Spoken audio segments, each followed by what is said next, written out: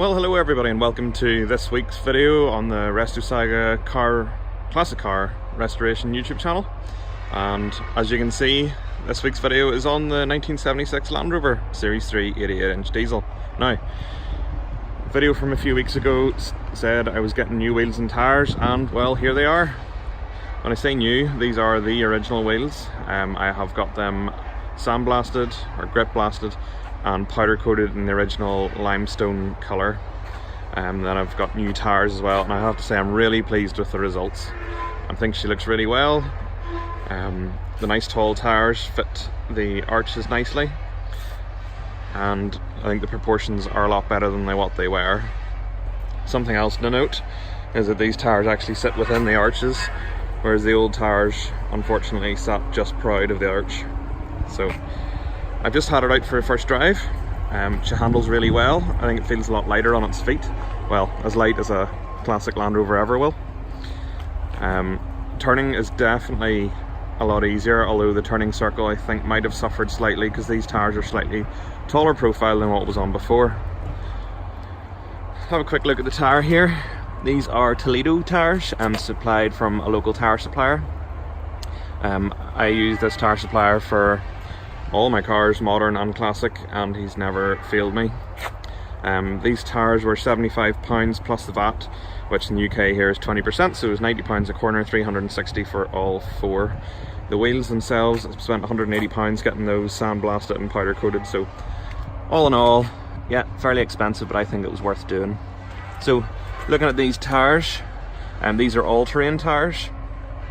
I was offered the mud terrains, but realistically I'd say about 90% of what I do is on road, so there wasn't a huge point in putting aggressive treads on. These are 235/85 R16 tyres. I did my best to find the 7.5 R16s, but to no avail. They're very difficult to come by, and if you do come by them, they can be very expensive. And I certainly wasn't going for cross-plays, but I thank everyone for their input, both on the comments below the videos and also on the forums. It definitely made my decision a lot easier. I think the wheels have come up really well. Unbelievable really, given that those wheels sat in a field rusting away for 12 years. They've come up spotless. There's some, you can see some rust pitting there, but I don't think it's too bad at all. Not the original wheel nuts, but we'll get there slowly but surely. I'm always a bit loath to get wheel weights done unnecessarily.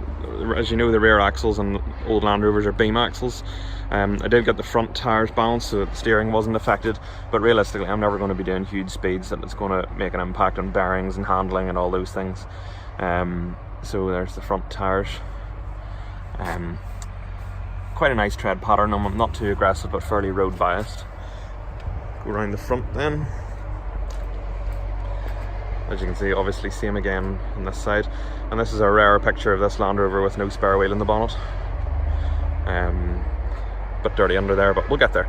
The spare wheel is currently off at the minute, is actually damaged, so I have to weld up a cut. Apologies for the background noise here, folks. I have to weld up some damage on that wheel, but we'll get that done. And then I'll get it sandblasted, powder coated, and a matching tyre to go as well. So all in all, very pleased with the results of this. Now, things that are coming up on this Land Rover, I'm sure I've made mention of them before, but do no harm to mention them again. The exhaust is not attached to the silencer, so that's a bit of a problem. The rear spring, nice curve at the back, but as you can see it's slightly flatter than the one on the other side. Now if I come around this side, definitely noticeable. The front of the fling is quite, and then this clip should not be there. It has moved. So what I did, I was chatting to a local company there recently, and they will be able to take my spring in, clean it up, and reprofile the spring and put the clip right in the back in the right place, and that should hopefully be less expensive than buying a whole new spring. And it'll also mean that if I reuse the old spring, I won't need to put a matching one on the other side, thereby saving cost.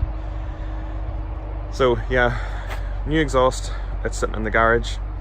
Spring needs profiled, so it's going to go back up on the axle stands and get that job done.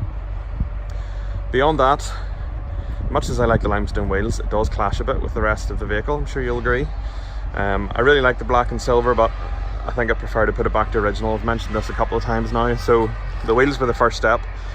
The wheels are always really good window dressing, but what I'm going to do is going to start disassembling the vehicle and taking the panels out to get painted.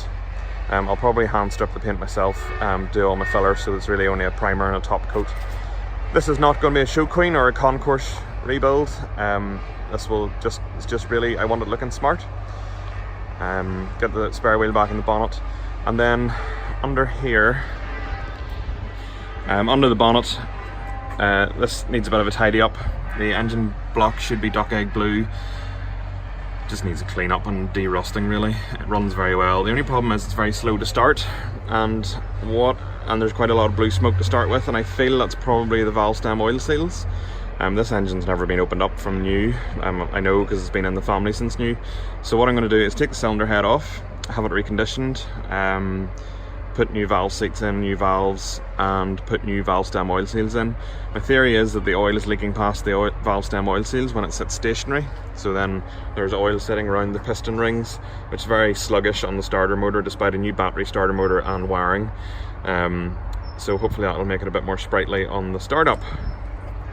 See if I can close this bonnet down this time without actually turning the camera off. So there you go, 1976 Land Rover, 88-inch diesel. Slowly getting there. Of course I will continue to make videos. The interest in this channel continues to grow. Please hit the subscribe button, that way you can keep up to date with all the latest clips. Also, I reply to all my comments and appreciate all your input as ever. Thank you very much, and thanks for watching.